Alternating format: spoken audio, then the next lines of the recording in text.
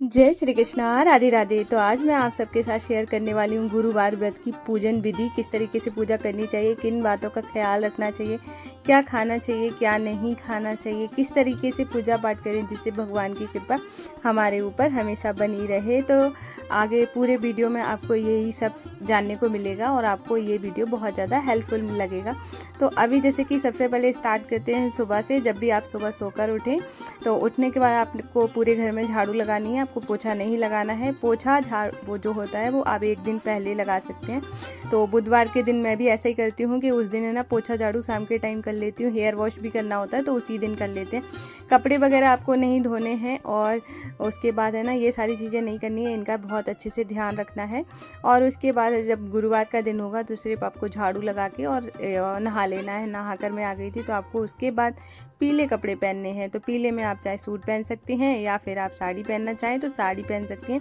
और कुछ ऐसी तरह शॉर्ट कुर्ती वगैरह है, ऐसा सब पहन सकते हैं। कई सारी लड़कियां हैं जिनकी शादी नहीं हुई है तो वो व्रत करना चाहती हैं, लेकिन हाँ कुछ कपड़े जैसे कि जीन्स हो गया, मैक्सी हो गई और या शॉर्ट कपड़े हो गए, ये सारे कपड़े आपको पूजा के टाइम नहीं पहनने हैं। खासकर व्रत है तो बिल्कुल भी नहीं पहनना चाहिए, क्योंकि हम कहाँ जा रहे हैं, किस जगह बैठे हुए हैं, ये बहुत मायने रखता है। और जब हम भगवान के पास आते हैं थोड़े से ना मर्यादा में आते हैं तो बहुत अच्छा रहता है। तो आप अपनी मर्यादा का थोड़ा सा ध्यान में रखते हुए आपको अपने कपड़े पहनने हैं। उसके बाद है ना फिर यहाँ पर है ना आपको चौकी लगानी है। चौकी अगर आप सजाना चाहते हैं, जैसे कि मुझे बहुत ज़्यादा शौक है कि मैं भगवान जी को अच्छे से जिस जगह बिठाऊँ वो खूबसूरत जगह लग रही हो, अगर आप भी इस तरीके की सोच रखती हैं तो आप सजा भी सकती हैं। और चौकी पे पीला आसन बिछाना है। उसके बाद जो विष्णु भगवान जी हैं उनकी जो फोटो है उसको अच्छे से साफ करके और उसके बाद है ना उनको विराजमान करना है। उनके ऊपर पीली चुनरी चढ़ानी है और उड़ानी है मतलब। और अगर आपके पास चुनरी नहीं है तो आप कलावा भी चढ़ा सकते हैं, ठीक है। और उसके बाद है ना जैसे कि क्या होता है कि जब भी आप विष्णु भगवान जी को विराजमान कर रहे हो उस फोटो में देखिए कि माता लक्ष्मी है या नहीं है, क्योंकि दोनों लोगों को विराजमान करना बहुत ज़्यादा जरूरी होता है। जब दोनों लोगों की कृपा होगी तभी आपकी गृहस्थी या फिर आपका घर परिवार बहुत अच्छे से चलेगा।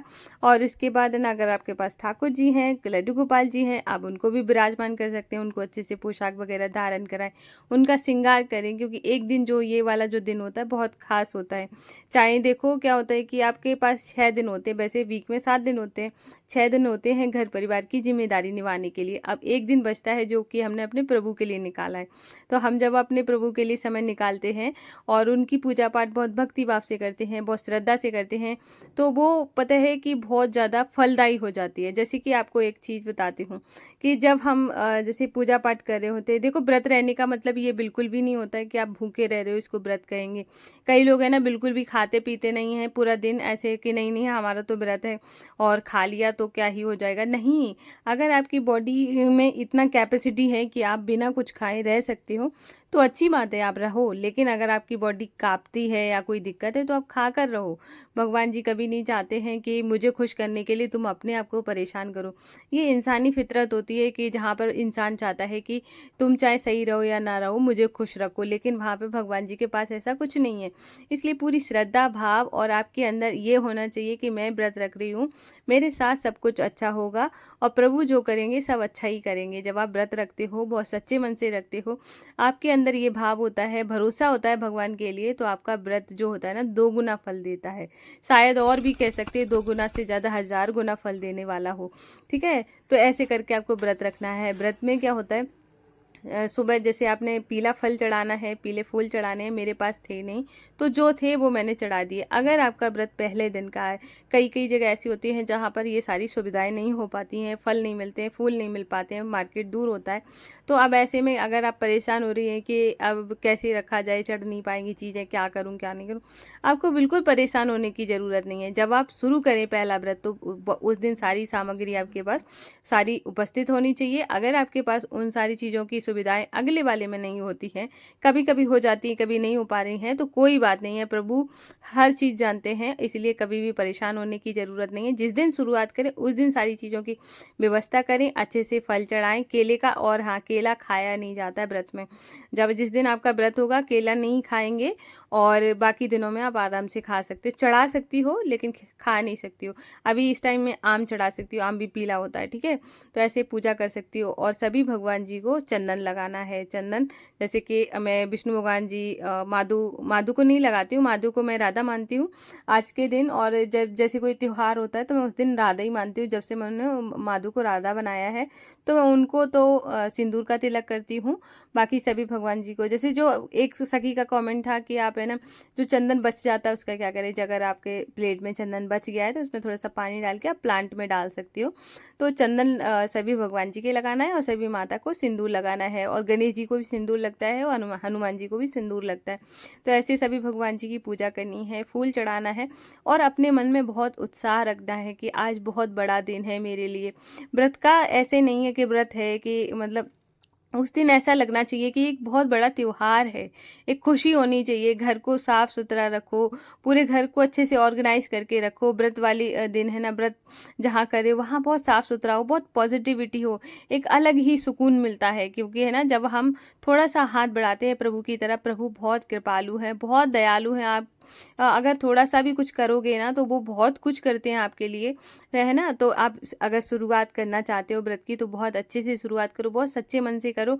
और है ना हो सकता है कि पहले मैं ये वाली बात बता देती हूँ फिर मैं बताती हूँ। तो यहाँ पर है ना मैंने फूल चढ़ा दिए थे और उसके बाद है ना जो हवन सामग्री लेके, सामग्री का मैंने एक वीडियो बनाया है कि कैसे बनानी चाहिए। अगर आपको बनानी नहीं आती है तो मिली हुई बनी हुई भी आती है तो आप वो यूज़ कर सकते हैं।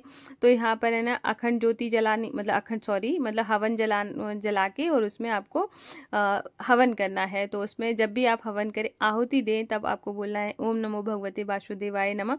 इस तरीके से बोलते हुए आपको 11 या 21 बार आप आहुति दे सकते हैं। उसके बाद है ना आपको जैसे गुड़ चना हो गया तो प्रभु को पहले भोग लगाएं और ये बोले, हे प्रभु आपने जो कुछ भी मुझे दिया है वो सब आपका है, आपका दिया हुआ मैं आपको समर्पित करती हूँ, इस भाव से। और उस भगवान जी का मतलब नाम लेते हुए और उसके बाद आपको उस हवन में छोड़ देना है। ऐसे करके आपके पास जो भी आपने भोग लगाया है वो सारी चीज़ें आपको मतलब प्रभु को देनी है।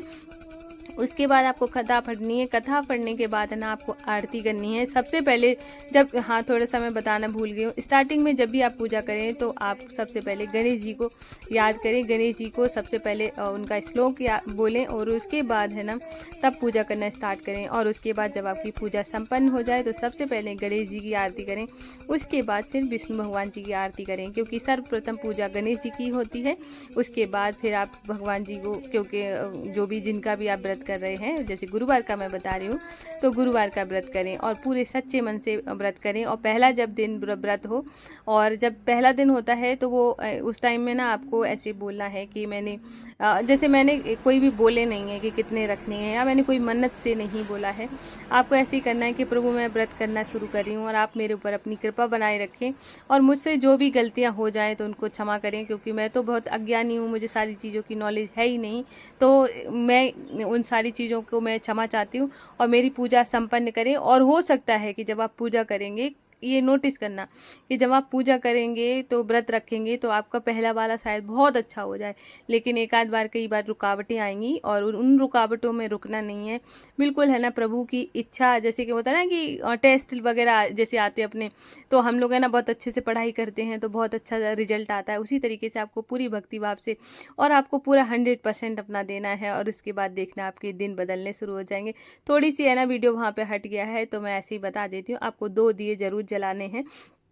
एक दिया साक्षी दिया होता है और दूसरे दिए से हम आरती करते हैं। तो इस तरीके से 2 दिए जलाएं, भगवान का बहुत अच्छे से पूजा पाठ करें और उसके बाद है ना पूरा दिन खुश रहें कि मेरे लिए बहुत खास दिन है। जब आप पूरा दिन खुश रहते हैं, खास ऐसे लगता है बहुत खास दिन है मेरे लिए, तो प्रभु बहुत खुश होते हैं कि देखो सामने वाला कितना खुश हो रहा है कितनी इसको अच्छा लग रहा है पूजा पाठ भक्ति भाव से। तो वो बहुत खुश हो जाते हैं। जब प्रभु खुश होते हैं तो फिर तो कृपा बरसनी है। और उसके बाद भाई बात आई खाने पीने की, तो खाने पीने में आप क्या कर सकते हो कि देखो क्या होता है, मैंने पहले ही कहा है कि आपकी बॉडी, अगर आपकी बॉडी चाहती है कि मैं कुछ खाऊं तो खाओ, ठीक है। मैंने इससे पहले ना साबूदाना की खीर बनाई थी, और मैं सच बताऊँ ना, मुझे मेरे से ज़्यादा चिंता माधु बसु की लग जाती कि मैं सोचती हूँ कि ना मैं व्रत वाले दिन वैसा कुछ खिलाती नहीं हूँ, तो सुबह के टाइम में शाम को एक बारी उनको अन्न का भोग लगाती हूँ। तो फिर मैं ये सोचती हूँ कि या फिर मतलब जैसे जो भी चीज़ें रहती हैं, तो मैं उनकी वजह से ना सारी चीज़ें बनाती हूँ, फिर मैं उनको खिलाती हूँ, प्रसाद में मैं भी खाती हूँ वही वाली। तो मैं या ये कह दूँ कि मैं माधु बसु के लिए बनाती हूँ, या फिर माधु बसु चाहते हैं कि मैं भूखी ना रहूँ, क्योंकि प्रभु बहुत इनडायरेक्टली आपकी बहुत हेल्प करते हैं, बहुत केयर करते हैं। वो शायद जैसे कि क्या होता है, वो बोलते नहीं है, लेकिन आपकी सारी चीज़ों को वो समझते हैं। तो हो सकता है जैसे मैं उनकी केयर कर रही हूँ कि मैं चाहती हूँ कि माधु बसु भूखे ना रहें, उसी तरीके से शायद वो भी चाहते हैं कि मैं भूखी ना रहूँ, इसीलिए वो बनवा लेते हैं। ठीक है। तो मैं तो दोनों ही चीज़ें मानती हूँ। तो ऐसे करके आपको मैंने साबूदाना की खीर बनाई थी सुबह में, और उसके बाद फिर मैंने शाम का टाइम हो गया था, तो फिर मैंने थोड़े से चिप्स भून दिए थे, दूध का भोग लगा दिया था। और उसके बाद है ना, ये जो बर्तन होते हैं या पूजा का जो भी फूल चढ़े हों, कुछ भी हो, वो सारी चीज़ें हटा देनी है। चौकी बहुत अच्छे से साफ़ सुथरी कर लेनी है, क्योंकि जहाँ भगवान जी विराजमान हो वहाँ पे कुछ भी ऐसा वैसा पड़ा नहीं रहना चाहिए। मतलब ऐसे वैसे का मतलब कि कुछ भी फैला नहीं होना चाहिए, तो वहाँ पे सारी चीज़ें व्यवस्थित होती हैं, तो अच्छा लगता है। ठीक है। हम जब गंदगी में नहीं रह सकते हैं, हम भरे भरे में नहीं रह सकते हैं, तो उनकी जगह भी बहुत साफ़ सुथरी और थोड़ी सी स्पेस वाली होनी चाहिए। तो ऐसे करके आप कर सकते हो।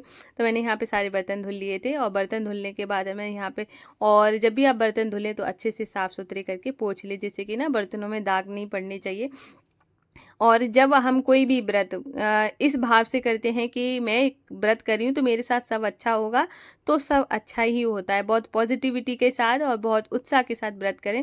और यहाँ पर है ना, जैसे मैंने क्या है ना, सुबह में साबूदाना की खीर खिलाई, मतलब दोपहर को खिलाई थी, तो दोपहर को खिलाई, फिर शाम को चिप्स खिला दिए, तो बहुत हैवी हैवी भी हो गया था।